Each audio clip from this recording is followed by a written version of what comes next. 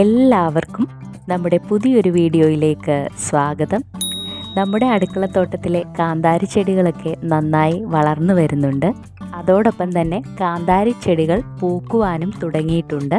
കാന്താരി ചെടികളെ നമ്മുടെ അടുക്കളത്തോട്ടങ്ങളിൽ ആരോഗ്യത്തോടെ വളർത്തിയെടുക്കുവാനും അവയിൽ പൂക്കളിടുവാനും കായ്ഫലം ഉണ്ടാകുവാനും നമുക്ക് സ്വീകരിക്കാവുന്ന മാർഗങ്ങളെക്കുറിച്ചാണ് നമ്മുടെ അടുക്കളത്തോട്ടം ടിപ്സിൻ്റെ വീഡിയോയിലൂടെ നമ്മൾ പങ്കുവച്ചു വരുന്നത്. അങ്ങനെ നമ്മുടെ കാന്താരി ചെടികളിൽ മുട്ടുകൾ വന്നു തുടങ്ങിയിട്ടുണ്ട്. അതോടൊപ്പം തന്നെ കീടങ്ങളുടെ ശല്യവും ഉണ്ടാവുന്നുണ്ട്. കാന്താരി ചെടികളെ കീടങ്ങളിൽ നിന്ന് സംരക്ഷിച്ച് ആരോഗ്യത്തോടെ വളർത്തിയെടുക്കുവാൻ സഹായിക്കുന്ന ഒരു മിശ്രിതം തയ്യാറാക്കുന്നതിനെ പറ്റി അടുക്കളത്തോട്ടം ടിപ്സ് ഭാഗം 2 നമ്മൾ പങ്കുവച്ചിരുന്നു. ആ വീഡിയോ കണ്ടിട്ടില്ലാത്തവരാണെങ്കിൽ തീർച്ചയായും ആ വീഡിയോ കാണുവാൻ ശ്രമിക്കുക. അങ്ങനെ നമ്മൾ കാന്താരി ചെടിയിൽ കീടനിയന്ത്രണത്തിന് തയ്യാറാക്കിയ മിശ്രിതമൊക്കെ തളിച്ചു കൊടുത്തിട്ടുണ്ട്. ഇലകളുടെ മുകൾ ഭാഗത്തും താഴ്ഭാഗത്തുമാണ് നമ്മൾ ഈ മിശ്രിതം തളിച്ചു കൊടുക്കുന്നത്. 14 ദിവസം കൂടുമ്പോൾ നമുക്ക് കീടനിയന്ത്രണത്തിനായി ഈ മിശ്രിതം ഉപയോഗിക്കാം. കാന്താരി ചെടികൾക്കും മറ്റ് പച്ചക്കറികൾക്കും പൂക്കുവാനും കായ്കൾ ഉണ്ടാകുവാനും കൊടുക്കാൻ പറ്റുന്ന ഒരു മിശ്രിതം നമുക്ക് തയ്യാറാക്കാം.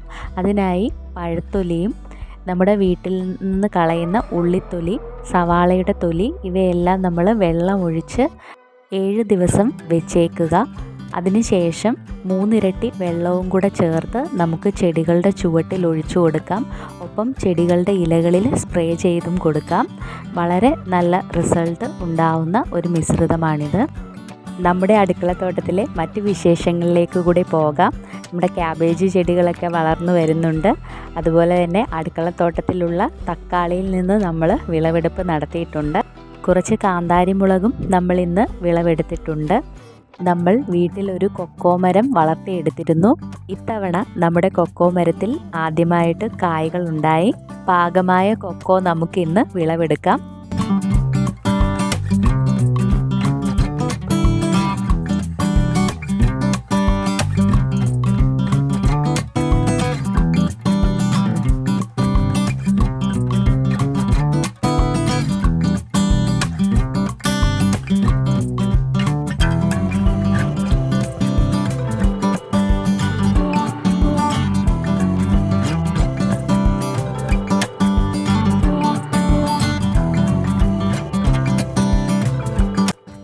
അങ്ങനെ നമ്മൾ കൊക്കോ വിളവെടുത്തു. ഇനി നമുക്ക് ഇതൊന്ന് പൊട്ടിച്ച് നോക്കാം. കൊക്കോയുടെ പുറംതൊലിക്ക് നല്ല കട്ടിയുണ്ട്. കൊക്കോ പൊട്ടിച്ച് കഴിഞ്ഞപ്പോൾ അതിനകത്ത് നമുക്ക് ഈ കാണുന്ന കൊക്കോയുടെ വിത്തുകൾ നമുക്ക് ഇവിടെ കാണാം. ഇതിൽ വെള്ള നിറത്തിലുള്ള ഈ ഭാഗം നമുക്ക് കഴിക്കാവുന്നതാണ്. ഒരു ചെറിയ മധുരമൊക്കെ ആയിട്ടുള്ള നമുക്ക് കഴിക്കാൻ പറ്റുന്ന ഒരു ടേസ്റ്റി ആയിട്ടുള്ള ഒരു ഭാഗമാണത്. ഇതിൻ്റെ വിത്തുകൾ നമ്മൾ കഴിക്കുന്നില്ല. കൊക്കോ വിത്തുകൾ പ്രോസസ്സ് ചെയ്തതിന് ശേഷമാണ് ചോക്ലേറ്റ് നിർമ്മാണത്തിനുള്ള കൊക്കോ പൗഡർ തയ്യാറാക്കുന്നത്.